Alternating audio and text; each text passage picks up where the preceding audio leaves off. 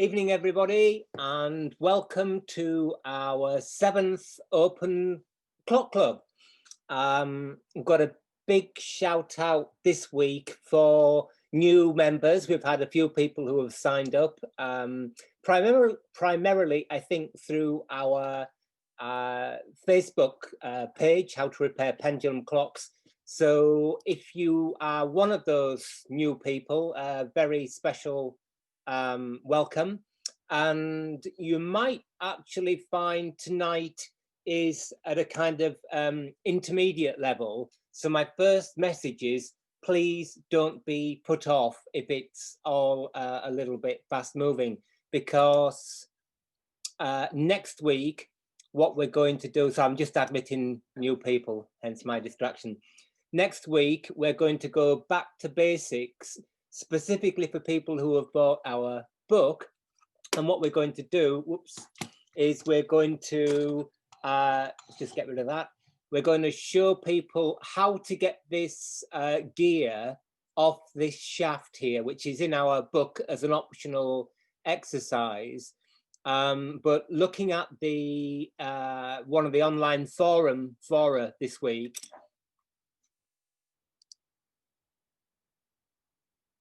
sorry, just still admitting a few people. Welcome to those of you that have just joined us. Just saying, a bit of a recap there, that next week we're going to go kind of back to basics. And as always, these sessions, which hopefully are open to everybody, are really going to be driven by what you people want us to do and want us to talk about. And so we've had a request that we're going to talk about how do you get this gear off this shaft without destroying this little thread at this end. So I'm going to show you how to do that next week, because that's part of our How to Repair Pendulum Clocks book 1, which I will just show you in case you haven't noticed it, which is here. And I was just chatting with John, who was the co-author of this book before, and we've got a nice review on Amazon. I've not seen it yet, so thank you to Emma for reviewing that. And it's there and it's selling. So no hardback in the States yet, I'm afraid. You can buy it on Kindle, but and Kindle Unlimited if you've got that. But we have to start a new account for Amazon in the States, so that's going to take us quite a while. So as always with these sessions, an hour long, split into 3 sessions at about 6:15 GMT. We will have a little break and then another one 20 minutes or there afterwards. Please, this is all about the live chat, and we've got our team here. So please, is the live chat working? Yeah, we've got some live chat. And I think the kind of traditional first question is, whereabouts are you calling from? So please let the team know where you are. It's nice to look after and see where our visitors are. The other thing, a bit of housekeeping, is remember, if you want to remain anonymous, because these videos go on our YouTube channel, the archive for Open Clock Club, then keep your camera turned off. We're joined by John. Hi, John, down in Sussex, who's, say, the co-author of the book. It's great to see John again. Happy New Year to you. And a few other regulars there, I see. So bring on the live chat. So in the second and third session, we're going to talk about, by popular demand, depthing and bushing. And again, I've been watching the NAWCC forum, and that's kind of, one of the main questions. And as always, probably what we've got to say about that is a little bit controversial. So in the second session, we're going to talk about depthing. And then in the third session, we're going to talk about bushing. Now, this is a bit of a health warning, because John and I are beavering away at writing an e-publication that's purely dedicated to depthing and bushing. Alas, it's not available to buy today. I wish it was, but it's not. But within the next couple of weeks, we should get there, and it'll be out on Kindle. So this is a promotion for our work, as always. Okay, so if you've got any live chat questions, then team here will pass them to me and we'll try and answer them as we go along. One thing that cropped up in the week was this. One of our Facebook members bought a pair of these, or bought one of these tools and said, what is it for? And what it is, it's a really beautifully made patinated watch tool. And you can see there's sliding tongs. And I'm going to tell you what it's for. And you can probably, the clues here, but anybody know what they're for? Anybody putting their hand up? Oh, somebody said hands. Who said hands? Oh, I said. Oh, Frankie says hands. He should know he's been sat here all day. They're hand tongs. So if you've got watch hands like this, these are some nice gold watch hands. If you wanted to broach out the center, and you'll see this a lot on French clocks where the hand has gotten broken off because somebody's tried to either enlarge the center or they've pushed it around or something, then you can, I don't know if I can do this live on camera, but maybe not. You can, with the tongs, should have practiced. Sorry, excuse fingers.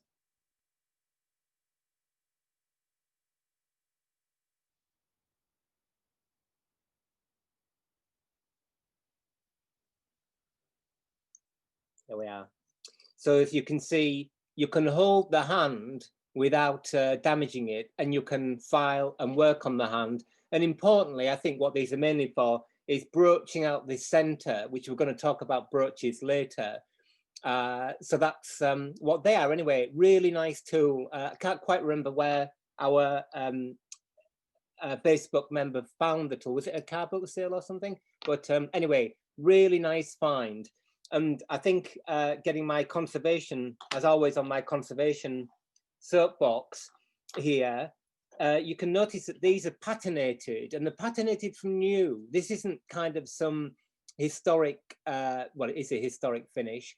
But when we come to cleaning things, be very mindful that a lot of objects, a bit like statuary, is not kind of corroded. It's actually patinated from new, because often, like this, I think, I'm not a metallurgist, but a patinated surface is often a passivated surface, and therefore a bit, again, like a statue, it protects the work underneath. So we'll talk about that a little bit more. Another thing that was left over from last week was, you may remember, just move my watch hands out the way. You may remember this. If we move to photograph there, our clock plate. And our clock plate. And I said, what I would do by this week is to figure out what things are. And I've pretty much gotten there with, I think I had a little look today.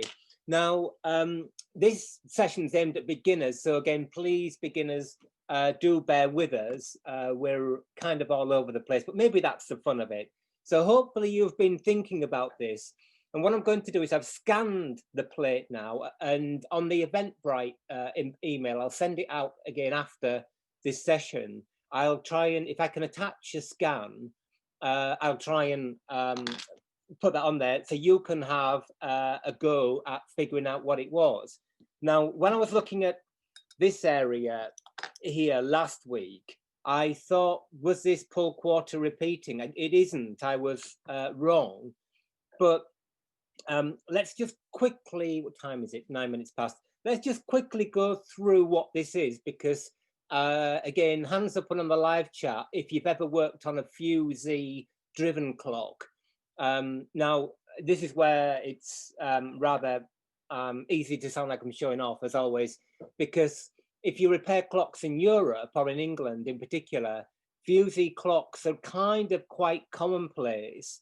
Whereas maybe, I don't know what the situation is in the States. Do you guys come across, oh, Mark's put his hand up. Hi, Yeah, Mark. I've worked on a bunch of them. In fact, I probably have about 30 or 40 fusees in my collection. Oh, wow, great. Oh, okay, well, and whereabouts are you in the state? I take it you're in the States. Whereabouts are you, Mark? Yeah, outside of Detroit, Michigan, in Nice. Ann Arbor. Well, welcome to Open Clock Club. So, Mark, you'll be able to, oh, and Jeremy says yes as well. So people have worked on fusees. For those people who started with our book, who've never basically seen a clock before, without laboring it, let's just quickly run through this because there are a kind of couple of interesting points.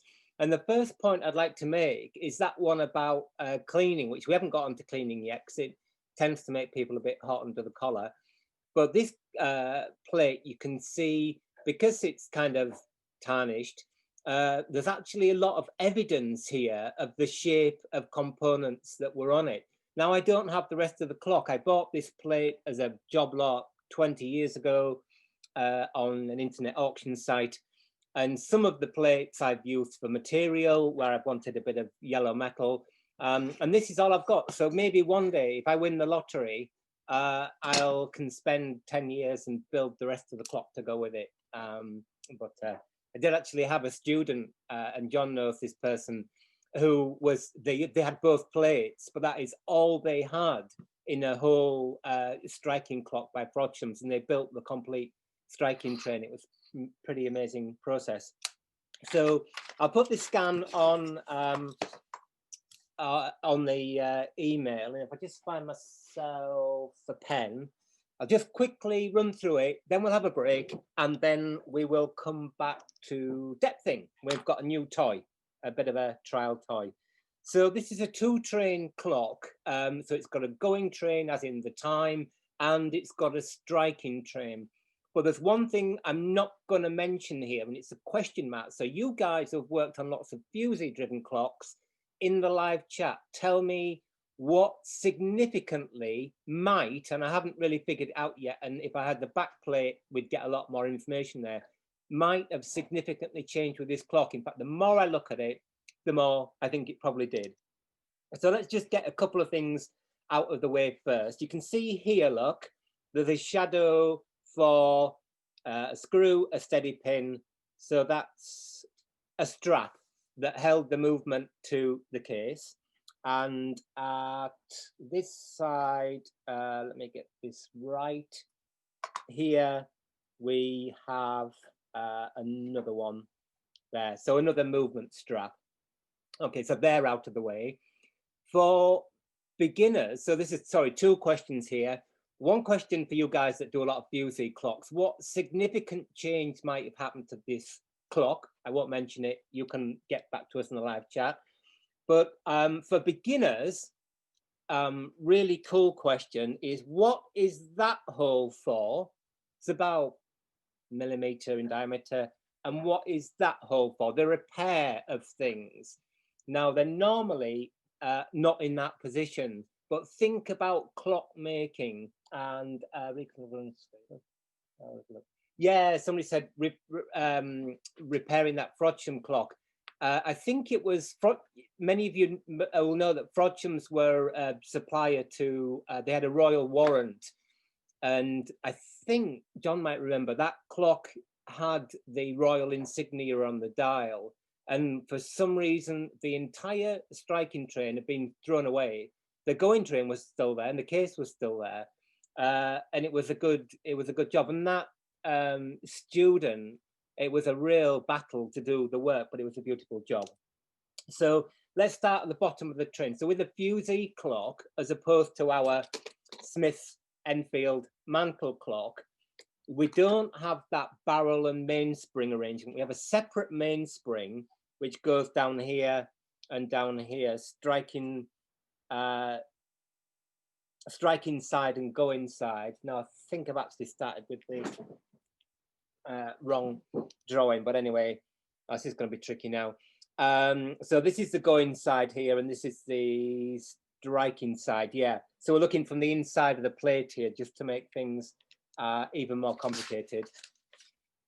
Let me have a look. I'm going to start again. Sorry about that. Here's one I did earlier. So here is that strap you can see. and the other one is here. That's better. So we're looking at the front plate of the clock now, less confusing. We've got a barrel here, we've got a barrel down here, and you can see the shadow, look, there, of the plate of the setup click for the fusees. There's one down here, skews the drawing. We've got a fusee which goes, and please shout out if I've got this wrong, in here somewhere, and a fusee that goes in there somewhere. Here we've got the center, so here's where the hands go. We've got our wheel bridge here, screw, screw, steady pin, steady pin. We've got the minute cock here, terrible drawing, which comes down to that pivot, so something like that. On the striking side, oh, we've got a pillar, a pillar, a pillar, and a pillar down here. I think this is a vacant hole. Sometimes they're not quite sure about this. This square hole. All right, question then for you guys to keep you on board as quick as you can in the text. What is the square hole for? Has somebody already said it? Right, okay. Come first one off the marks gets a special thumbs up. What is that square hole for? Have we got any more people trying to get in? No, we're okay. We're good there. So we've got fusee, we've got center. Up here, we've got a rack post here. This is a rack striking clock. And you can just about see that shadow look there, which is the rack spring. So that comes down here. Like that, screw, steady pin. Fusee, stop iron, Jeremy. Well done, Jeremy. You're on fire today. Statement, question. All right, okay, yeah. Fusee, stop iron, well done. So we've got one fusee stop iron, which probably runs across here on the back of the plate for the striking train. And I think this is the other fusee stop iron here, which is for the going train, I think. So just let's follow on quickly with our striking train. So fusee, and then we've got pinwheel here, we've got our gathering wheel here, we've got our warning wheel here, and we've got our fly here. So that's pretty much it. But why, this is a question then for next week and in the live chat, why would they put the striking train up there? Normally the striking train would go up here. It's bonkers to set it out at that side, isn't it? Well, no, and that relates to what I think, and I could be totally wrong, is the major sort of alteration for this clock. So either in the live chat now or on Facebook during the week, please let us know what that is. I'll try and post this. Now, this is all looks like a whole lot of showing off, but it's really 2 points I want to make here. One, I've already made it. That's when you get a clock that's got missing components. Please don't refinish it because by cleaning or scrubbing at it or something, because it's so easy to lose evidence of what went before. And the second point is, we're going to talk about depthing after the short break. And this is a really cool exercise. If you have a clock like this, or just a single train clock, to figure out the size of those wheels. Because if you've got a restoration project like this would be, and if somebody wants to send me enough money, you can send it straight to my PayPal account. I'll spend the next 5 years restoring it. In fact, we can all do it. We'll all make a part each. That would be a cool project, wouldn't it? What you can't do in my world, the conservation world, is move any of those holes. You really got to make things to fit the holes, which then you've got to really be hot on things like pitch circle diameter and so on. So we're going to have a short break now. We're going to come back after the break. We're going to spend the next session talking about depthing, because that's critical precursor to bushing. And then after the second break, if we can pack it in, we're going to do a demonstration of hand bushing. So I will see you in, it's 20 past now. So let's meet back at 22 minutes past. Okay.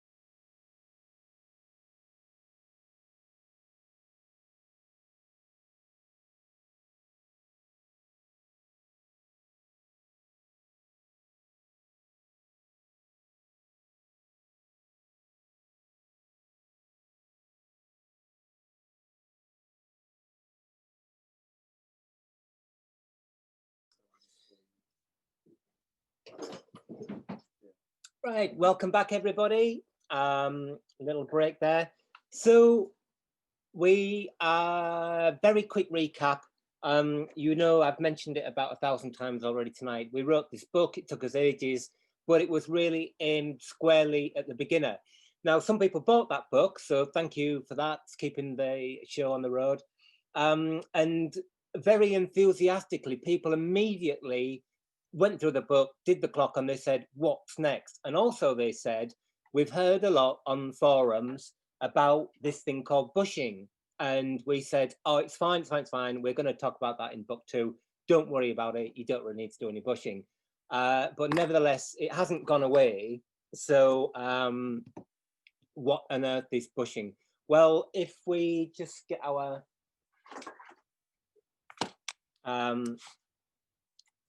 paper thing. So we've got 2 clock wheels here. Let's just so know where we are. Okay, so in a clock or a watch or any kind of mechanism that's got a type of gearbox, you've got intermeshing wheels. In watch work, we're called mobiles.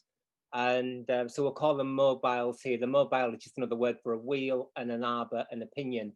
A wheel is typically the name given to a bigger brass wheel, and a pinion is typically the name given to a smaller steel wheel, but they're both gears, if you like. And those gears mesh together. So let's just draw one there and one there. So they're rotating like that, and they've got little axles there. So as those 2 wheels mesh together, they are forced apart. The drive from one to the other is never perfectly at the kind of tangent. So the drive is never sort of directly in like that. Bad drawing, but anyway, in that direction. What tends to happen is that there's a pressure angle between the 2 gears. So they're forced apart. That's one thing that happens. The other thing that happens, like everything on this planet that's got this kind of mechanical interaction, it wears away. So very slowly, the gears are getting smaller. That's typically not the biggest problem, although it is with some older pinions. But what happens is, let's say this wheel's rotating in this direction, and it's forcing that pivot in that direction. Pivot is the name that's given to a part of the bearing, and there's a counterforce which is forcing this one in this direction. So if we look at, let's say we look at that pivot there, that bearing, and let's look at it in plan. So here is the bearing, here's the pivot itself, and in horology, typically those bearings are steel or iron in the middle. And would you pass that box of pencils, please? It's there. Iron in the middle, and they're brass on the outside. So I'll exaggerate this a little bit. So no, not that. Sorry. Not that. You're inside. I'll see that.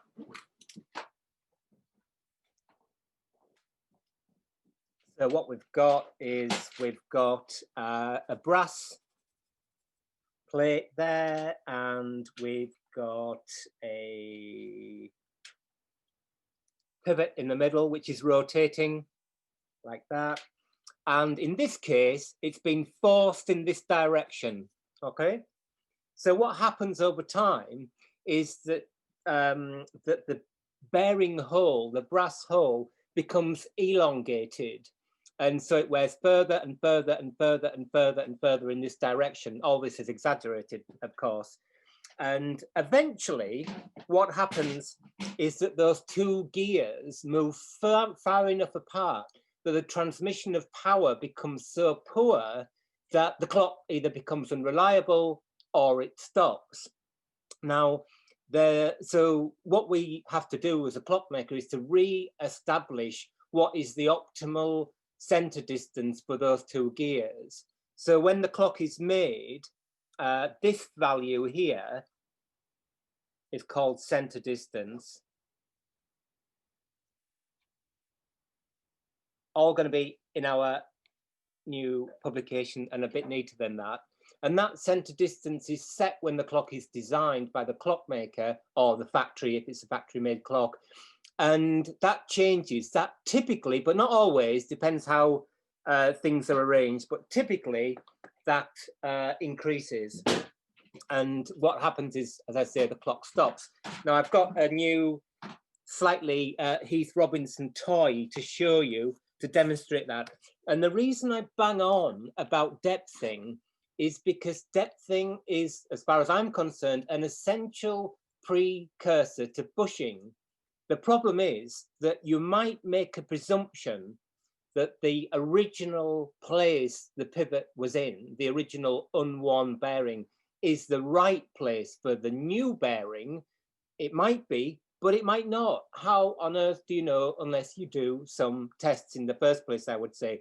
So what I get is I get a lot of people saying, oh yes, the pivot is moving in the hole, because if you imagine this, let's have a look at this a bit closer. Try and draw it. So here's our original hole, and again, slightly exaggerated pivot there. So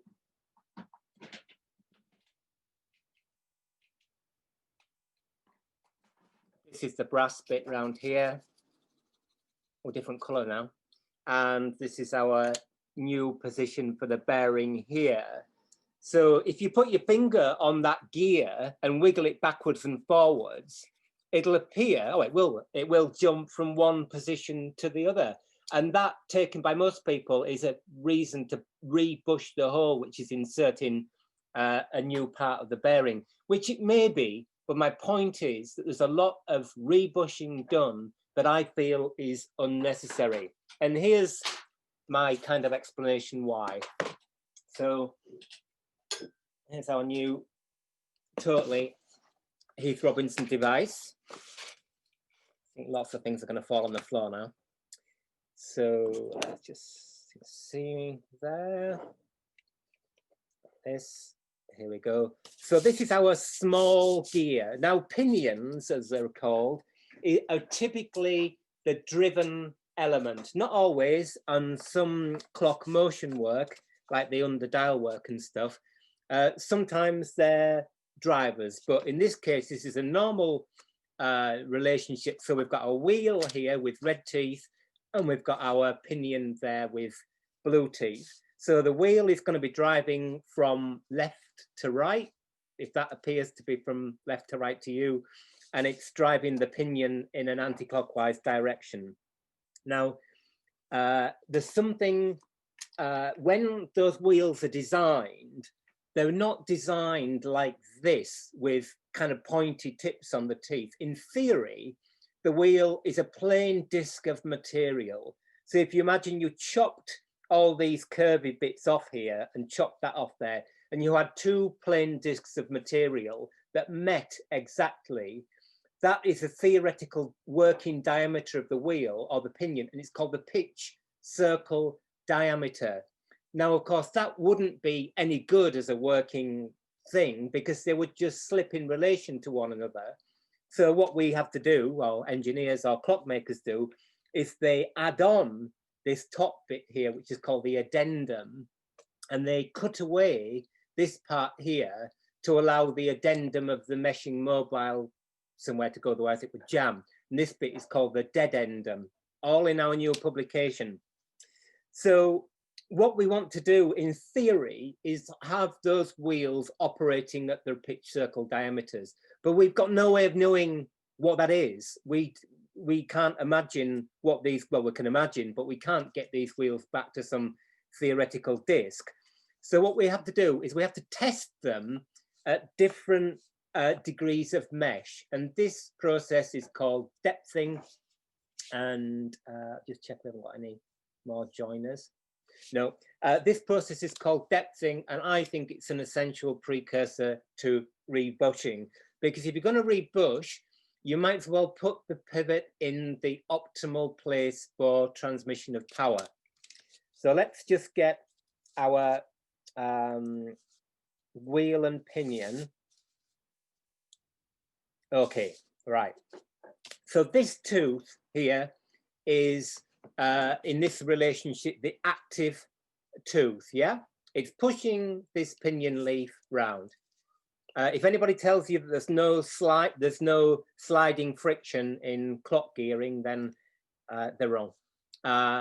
So what we can see here, the critical point is not this position, but keep your eye on this incoming tooth here, this tooth and leaf. And what we want them to do is to slide together as smoothly as possible. That's our aim in all this thing. Okay, so let's say the clock is brand new, and we can see as those two components come together, they're sliding beautifully, and they'll continue. And if you look here at this one, they are just now moving apart, something like that. Okay, so if we take our ruler, there's an imaginary line here called the line of centers that runs between the pivots of both mobiles. Please, beginners, don't be put off by all this. We're going back to basics next week. This line of centers is an important principle here, because what we're looking for is what we call action, so engagement before and after the line of centers. Now, in most horological gearing, if any of you people are involved in engineering and gearboxes, I'd love to know what you think and know about this subject. Is both before and after the line of centers. So you can see here, as there's a crossover between the two active teeth, we've got two active teeth at one point now and two active pinion leaves. Some of that is after the line of centers, so those two parts of the mobile are moving apart, disengaging friction, and this is before the line of centers, so they're moving together. Okay, so let's say this is how the clock was when it was new. And as we said, as the clock wears, those wheels move apart. So I'm just going to rearrange my little jig thing. And now what we've got is the wheels have moved apart. If we go back to where we were, those mobiles are operating outside the pitch circle diameters. So the pitch circle diameters never touch in this scenario. And now look what happens. We've got our active tooth here, but as the new one comes in, you've got a much higher pressure angle. And in fact, that tooth, you can maybe, I can actually feel it here, is what they call butting. It could, because the action is well before the line of centers. And that's what causes the clock to stop. It's called butting. It's action before the line of centers. It's engaging friction. So what we have to do, if we decide we want the clock to run again, and most people do, is move this wheel back towards that optimal position. Since I was bothered to make this model, I'll just show you what happens when the wheels are closer together than the pitch circle diameter. Something like this.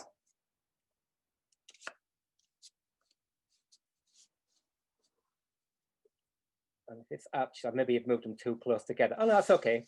So we've got our active tooth and pinion leaf here. And look what happens is this one never touches before the line of centers. It goes on and on and on and on and on and on and on. And now this one is sliding off this face here relatively quickly. So given that, let's say this is our escape wheel, and it's controlled by the pendulum. So this is, let's just say for sake of argument, rotating at constant velocity. Obviously it's stopping and starting. What happens is the driven mobile doesn't have constant velocity, which is different gears. What? All right, okay. So the what we've got here is something that clockmakers call dropping, which isn't actually that bad because engaging friction is the kind of enemy here. But what you'll find on a striking train, this can be really noisy. You know, if you've got a choice, if you're doing bushing and you can't have exactly on pitch circle diameter always go for them being closer together. A bit of dropping is better than butting. And also, of course, the things are going to move further apart and wear smaller. So hopefully it's going to wear through a kind of sweet spot. I think we just had somebody say here that the gears in engineering are different. In fact, I once spoke to somebody who worked on helical gearboxes, and that was completely mind-blowing, really. Now, the problem with a gear combination that's dropping is if you've got recoil, and of course with an anchor recoil escapement or a verge escapement, this isn't going at constant velocity. It's actually going like this. It's actually going and when you get to this point, recoil is a lot of engaging friction, so that causes a massive amount of wear and causes the clock to stop. So what we're trying to do in our third part of this session today is to return those gears to their optimal center distance. This is why, for me, sorry to keep repeating myself,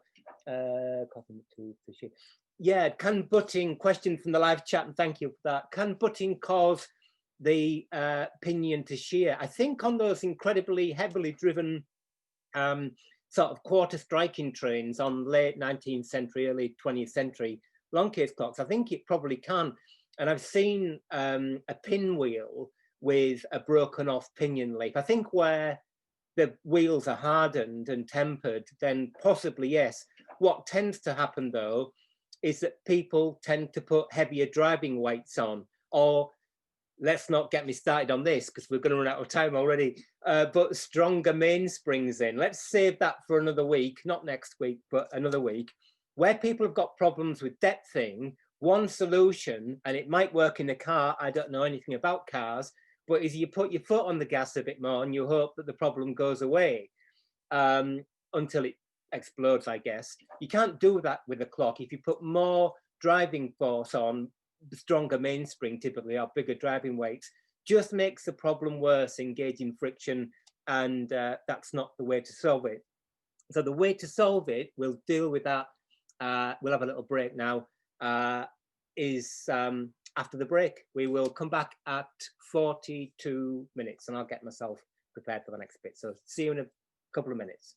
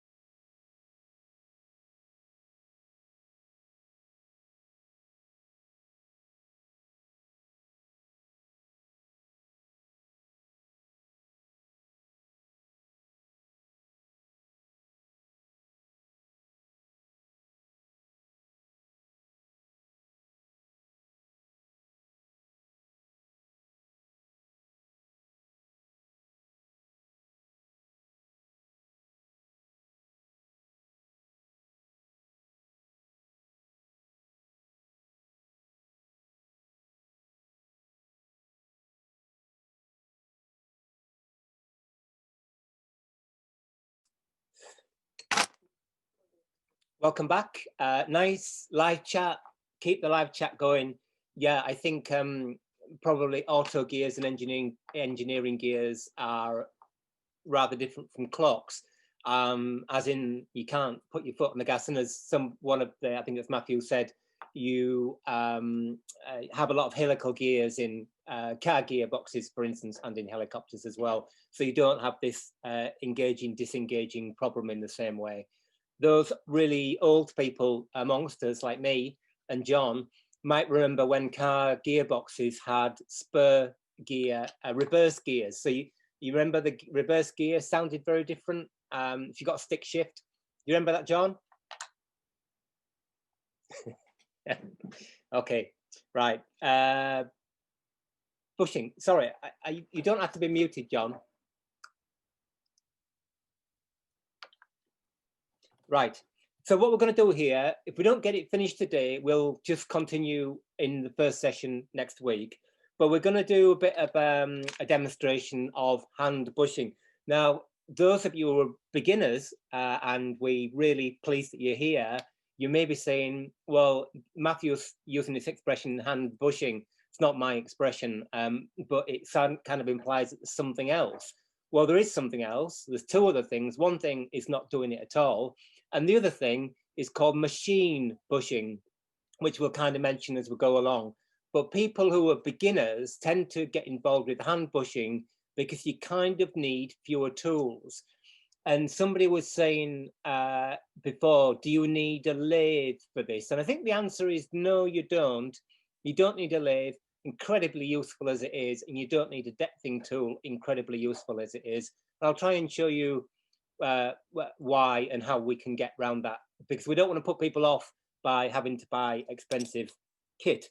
Although saying that, a watchmaker's lathe, and we can talk about watchmaker's lathes, not a speciality of mine. Typically, if you buy one from an auction internet site and look after it, if you, for whatever reason, want to get rid of it, you'll kind of get your money back. So that's worth bearing in mind. So here we've got our gear train. I think, was it somebody during the week? Somebody during the week said, what happens if you've got, we've just talked about two meshing mobiles, but typically, like this in a gear train, you've got more, but the key here is, look, they're not in a straight line, which is answering that question. So if you had your mobiles and they were in a straight line like this, wheel, pinion, wheel, pinion, wheel, pinion, if you moved one of those or it wore, then it would have a knock-on effect to all the others, and it would do, which is why clocks are not arranged like that. What we have is offset like this, something like that. Terrible drawing anyway. Year-going clock, and this wheel is struck at the crossing point or the intersection of two arcs, one that's struck from here and one that's struck from here. So you can move this one in and out and this one in and out as much as you like. So you can put them wherever you want. I'm not running it. Should I remove the weights to the weapons? Yeah, if you're not, question on the live chat, if you've got a clock and you're not running it, definitely a spring-driven clock. I would let it run down and take the weights off. I think it's a really good idea, but primarily because of the wooden case on long case clocks, because they creep and kind of fall forward. But the key thing about clocks that are not being wound, well, the brilliant thing, of course, is they're not wearing out, which is really great. But the second thing is that when you restart them, you've got to check the lubrication, that there's liquid oil there, and that oil hasn't become contaminated or even turned the pivot rusty. So it's not per se the clock being stopped that's a problem, it's restarting it that's a problem. There's a lot of myth, I think, about that to do with cars, and people say it's a good idea to take a car out on a sunny weekend and give it a spin. Do drill press work? How can they do this? How do the drill presses work? Drill presses for drilling or for this kind of bushing work is how well do they work? We'll answer that. Give it a bit more information there, please, on the live chat. So let's just say we know, let's have a look at this clock. This wheel here has got the hands on it, that's going clockwise. Therefore, this one must be going anti-clockwise. Therefore, this one will be going clockwise. So over time, what's going to happen is this pivot here is kind of going to be pushed, and I won't draw on the plate, in this direction, because it's been pushed apart from the barrel and it's been pushed apart from the center wheel. So let's just say we're going to use this as an exercise. This wheel is heading in this direction. And we've just seen that as the wheel wears smaller diameter and the pinion wears smaller diameter and the pivots both elongate, the clock's going to stop. It's as sure as night follows day. So what we want to do is we want to find the optimal center distance between these two mobiles. Now, let's say I don't have a depthing tool. How on earth am I going to do that without buying an expensive piece of kit? Well, here's how, and this is, as I say, again, all this method is going to be in our new book. Let's just get rid of the rest of the wheels here. We don't need these. Like that. And we're just going to put these two wheels in the train. And this is absolutely key for testing depthing. Go through the entire train with pairs of mobiles in each pair and work with them together. How will this work? Oh, for bushing. A drill press for bushing. Yeah, you can use a drill press if it's got low speed and you've got drills that are, you know, modified for cutting brass. We can talk about that one week because it's a real interesting point. But what I would say is start by hand bushing. All I use my bushing tool for, it's going to have to be another week, is like a drill press, but just really slow. So I would say, yes, you can use that. So what we're trying to find is the optimal distance between these two wheels. I can't get the center arbor out at the moment because it's held on by the pinion. So let's just put it together. Normally I'd be wearing gloves, of course, when I handle these clocks, but for sake of speed, we're not today. Right, so we've effectively got two wheels in the train. How do you know whether they need rebushing? Believe me, it's very little to do with whether the pivot moves about in the hole. That's purely an indication and it sends you on a line of inquiry. Well, what you do is that you, if you spin the wheels like that, it looks great fun, but it's 5 seconds of your life you'll never get back. So remember the clock train is under load. So put some, I'll put one of these nuts back on. It's falling apart. Put some load on the driven mobile and it's going clockwise like that. And move, you can just see I'm squeezing these two apart. So run them in their most apart position. Sorry, not very good. You could also maybe put some foam between the two, or like this, you could put a bit of pegwood there and literally feel the engagement, feel how smooth the engagement is. If you remember that butting pinion leaf, you can actually feel that kind of lumpiness and that friction before the line of centers. Once you've done that, and it takes a bit of practice, do exactly the same thing, but now with the mobiles pushed together like this. What kind of speed on the drill press are you talking about? Oh, okay, yeah. So for drilling, if you're using a drill press to put to open up the hole for to put a bush in, then if you're using a drill for brass, you know, if you look on an engineering website, it'll say brasses drill very quick. What I would say is you might want to use one of the parallel-sided reamers that they sell for the bushing kits. But if not, then use, and I think probably most of us who've drilled brass have had this experience where the drill grabs the brass. I know, John, you've had that experience, haven't you? And you think it isn't going to happen, and it does. So use drills that have been backed off or specific drills for drilling brass. And with clocks, I would always say, just drill slow, you know, as slow as your drill press will go. You're not in a rush. You don't need it to be, we're not making 1,000 components a day or something. So once you've tried it with the wheels pushed apart, try it with them pushed together, again under load. And so your question here is it smoother apart than it is together, or vice versa? Is it less smooth apart than together? If it is, then yes, you maybe need to investigate and bush. because you want to move the wheels back to that optimum center distance. But frankly, you know, in this case, I am going to actually bush this. So this is poor old clock's going to be teaching aid. But actually, and I'm not joking, it's smoother when they're apart. This clock is in better working condition, as far as I can see, actually in its worn condition. Now, this could be, because this is a mid-20th century clock, that the factory actually designed the depth thing ever so slightly closer together to extend the working life of the clock. So as I said before, it kind of wears through that sweet spot.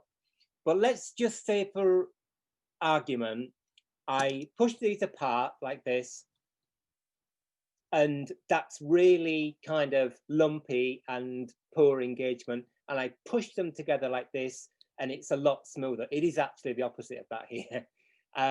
We're going to say, right, what we need to do is we need to move those closer together to improve that transmission of our torque. And so what we'd look at, obviously we've got a pair of mobiles here. This one might have moved in this direction, roughly, and this one might have moved in this direction. Now, in this case, we've got a barrel arbor with a much bigger bearing, and that doesn't appear to have worn. So let's just say, for sake of argument, this pivot has worn, and when we go like this, or we go like this with the barrel, we can see it jumping about in the hole. We say, right, we're going to move it back to that more optimal position. Now, if you don't have a depthing tool, it's kind of tricky to know what that is, other than you just look with your low power magnification, both at the hole that was made by the manufacturer, which is probably great if you're working on machine-made clocks, which most of us do most of the time. But if you're working on 17th and 18th and 16th century clocks that were handmade, then that's not going to really help you a lot. So really, you're probably going to be looking at buying a depthing tool. But believe me, I think if you do this process, and again, John, I know you were an advocate of this, but your experience, because you're actually a working clockmaker, you know, you work on 18th century clocks mainly. Yeah. And without, I know I'm drawing you into the argument, into the discussion, but how much bushing do you do? Vanishingly small amount. I mean, it's incredible how little. I occasionally talk to clockmakers who do more bushing in one clock that they repair than I've ever done in my life. And that's the truth. And sorry, obviously this is a bit of a double act here, and we want to know what you think of it, but thank you for that, John. And you're absolutely right. You're absolutely right. If you go through this process and ask yourself as objective as you can, is rebushing this clock going to improve the depthing? If it isn't, then I would say, why are you doing it? You know, it's damage, it's change to the clock, it's costing your customer money because it takes you time, and it's, you know, there are plenty of other things to do. Do you find there is equal on both plates and more than? Good question. Is there equal wear on both plates? No, there isn't, for all sorts of reasons, to do with load, to do with how close it is to the wheel or the pinion. And importantly, on something, my experience of a long case clock, it's almost always that the center wheel back pivot has worn more than the front wheel. And I think that's because the back wheel, a back pivot, is more subject to convection currents inside the case, which dries out and evaporates the oil on the back plate before it does the front plate, which is why those pivots are often rusted and pretty badly disintegrated. So no is the answer. They don't seem to wear evenly in that respect, but you do tend to find on a well-designed clock that wear takes place throughout the train. Center wheel back pivot for a European long case clock is a kind of classic example of where a lot of wear takes place. So what we've got here then, we've got our original, I call it original, sorry, earlier pivot hole, which we know has worn, let's say it's worn in that direction, and we want to return, let's just say for sake of argument, we want to return the center, oh, bad center line, sorry, to its optimal, I won't say original position because we've got no idea what the original position is, optimal position here. Now, what I see is that people launching at this point and stick a bush in there. So they either get, as somebody was saying in the live chat, they drill it out, or they use a reamer, which is an engineering device for enlarging a hole to a specific size, or they use something like this. And for you beginners, for the people will know what this is. This is a pentagonal section hardened steel device called a cutting broach, clockmaker's broach, traditional tool. And this is what I use for enlarging holes in brass. Now, I know on the NAWCC forum, Black Forest Shield clock where the pivots are in brass cups or bushes embedded in a wooden plate. Yeah, I mean, somebody's talking about Black Forest clock. We're obviously going to run out of time, so we'll have to continue this conversation next week. Either bush within a bush, we'll talk about that next week if somebody reminds me. And you sometimes get square bushings, the round pivot running in a square bushing, which seems crazy, but it works really well. So let's talk about bushing within a bush next week. And we've seen that if you saw the Open Clock Club about the Harrison clock, which has got wooden bearings, you see that too. So this is a device for opening up a hole. If you open up this hole as it is, what you're going to get is you're going to get a new hole there, which has got a center, which is somewhere about here. It's not where the optimal position is. It's basically splitting the difference. So what we have to do before we open up that hole, either by bushing or by reaming or by broaching, is to remove from this side of the bearing an equal amount of material. And we normally do that by filing or with a piercing saw if it's a small hole. And so when we open up the hole, this is all exaggerated, of course, we go back to our, what we hope is the optimal position between the two. So because we've run out of time this week, we're going to stop there and we're going to pick up exactly at this point in the first session next week and continue with more about hand bushing on our little poor old clock. So I'm going to file out this bearing as if it's worn, ream it out or broach it out in this case, and then put a new bushing there. So I apologize we haven't got through as much as we wanted. As always, there's so much to talk about and the live chat is brilliant. Is there anything we need to say before we sign off? So we're out of time, so thank you so much. I hope this is useful. Please keep the live chat going. Please keep the Facebook thing going. I'll try and post a picture of that clock, the scan of the plate, on Eventbrite. And if you can, it might be good fun to kind of fiddle about. And remember, question for next week or Facebook, what is the major change that could have happened to that clock, which is why the fly is pushed off to one side? Bit of a clue there. So as always, thank you, John. Thank you for the team here who've been keeping up with the live chat. Thank you for regulars. And we'll deal with this bushing thing in the first part of next week's session. Once that's out of the way, we're going to go back to the readers of our first book, and we're going to talk about getting that pinion off. So thanks for joining us. We'll put this up on our archive YouTube site, and bye for now. Thank you. Bye. Thanks.